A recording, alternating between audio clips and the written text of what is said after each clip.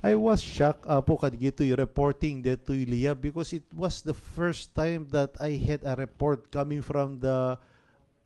education sector po because during the 12 sanggo niyang panglungsod po awang kastoy nga reporting da no makita yo dito po besa ti concern da po dito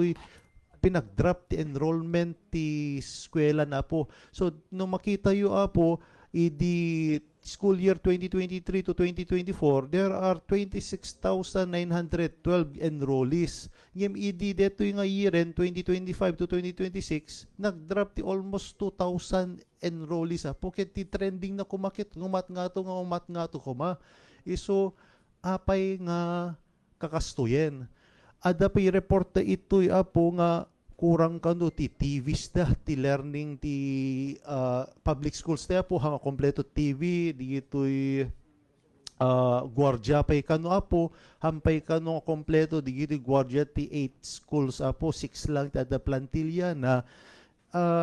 nagsarita kam ken ni Mayor about this apo at we all know that the past administration was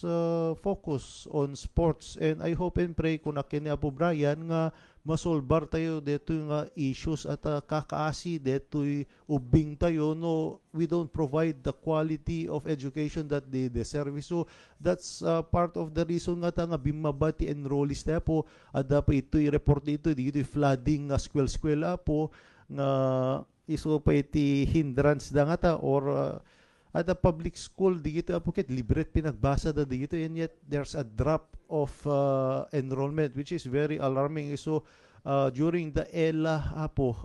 Aposec please take note that we will tackle this problem and let's see on how we could support the educational system during this 13th Sangguniang Panglungsod po. Yes, Your Honor.